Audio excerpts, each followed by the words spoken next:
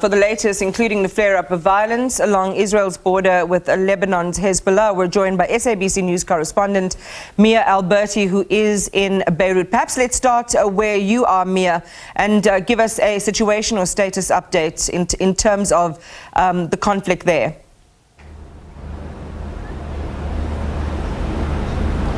Well, we're seeing again another day of fighting in that southern border with the Hezbollah announcing more of its members have been killed in the latest hostilities. We now know that 41 members of Hezbollah have been killed, and we do know that also at least seven Israelis have been killed on the other side of the border. So we continue to see this exchange of fire between Hezbollah and Israel, which of course is causing a lot of concern, not only for the populations in southern Lebanon, but also in Beirut and across the country. You know that at least 20,000 people have already been internally displaced due to the fighting, and that just goes to show, although the fighting is still very concentrated on that border region, it just goes to show the type of concern and fear that people do have that this could escalate. We also very importantly saw a meeting between the head of Hezbollah, Hassan Nasrallah, and the leaders of the Islamic Jihad and Hamas here in Lebanon, meeting in Beirut, according to a statement released by Hezbollah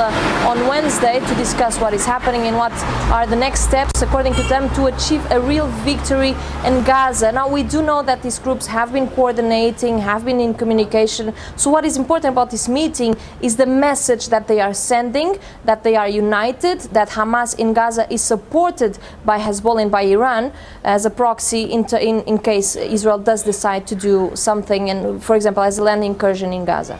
You talked about internal displacement. I'm assuming this is on the Lebanese side, and concerns by the population there. When you think about this meeting, the stated and historic support for Hezbollah and the other groups for what is happening with the Palestinians, would you say, based on conversations, or how would you evaluate the sentiment of communities there around support for the Palestinians? Look, it depends on who you ask. Of course, Lebanon is represented in many ways with different religious sects and political sides as well. There is an overall sentiment of sympathy towards the Palestinians. At the end of the day, Lebanese have been, they do know the price of being occupied by Israel, by being bombed by Israel. It happened just as early as 2006 here in Lebanon, and people still remember the violence that was rained upon Lebanon at the time. So overall, there is a sentiment of sympathy towards Palestinian, but above all that, you know, even people that I've talked about who are they are grieving what is happening in Gaza, in the West Bank, they say, although we have the most sympathy for the Palestinians, we also cannot afford to have a war here in Lebanon. I mean, it's a country that is already going through one of the worst economic crises of the century. Business owners are already feeling a huge drop in business here in Lebanon, across the country, not just in the south. And there's also fears that the only airport in the city could stop working, with airlines cancelling their flights. Same thing for shipping companies who bring most of the food that is consumed in Lebanon. So there is a lot of concern. Although there is sympathy, there is concern about what could happen to Lebanon, to the lives here, and to the future of the country, and especially to its economy, which is already quite battered in the last 4 years. Mia, so many fates and fortunes intertwined, very survival of communities intertwined in this conflict.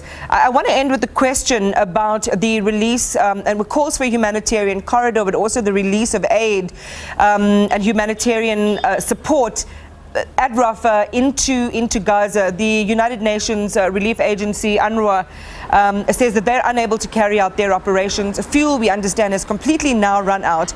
Israel is, choking the amount of support and humanitarian aid that is allowed to pass through. What's the latest on that, especially given the urgency of the situation as outlined by the UN Secretary General yesterday in the United Nations Security Council? Well, the sense of urgency, like you mentioned, from the United States and from some other countries in the international community does not seem to be having any effect in the decision-making in the Israeli government, and even for the Egyptians. Of course, we're talking about a very complex decision to open the Rafah crossing, but the main message is that aid needs to cross. We have seen 20 trucks, but just so we have a context, in normal days we have around 100 trucks of aid going into Gaza every day. So 20 trucks after almost 3 weeks of Gaza being completely blocked. You can see the severity of the situation. Like you mentioned, the United Nations Agency for Refugees there saying that they have run out of fuel, and we know that means that hospitals will now not be able to fuel their generators anymore, so they will be without electricity. We have heard from doctors in these hospitals that they are trying to do surgeries using their phone batteries, but of course also these phones are only charged through having electricity in their homes and in their offices. So once Gaza goes completely dark, doctors are saying that the hospitals are going to be turned into basically mass graves, that they won't be able to help anyone. We will also have sanitation problems because sewage systems will not be working, people will not have water, will not have food. So although we have all of these cries from the international community, from the United Nations really putting this very strong position, urging the Israelis to allow aid to go into Gaza, we're not seeing the Israelis budge under that pressure, and that is because they are still using this blockade as I wouldn't say a negotiation, because there's not an active negotiation ongoing, but as a bargaining chip to try and convince, to push Hamas to release those 200 hostages that we know are still inside of Gaza.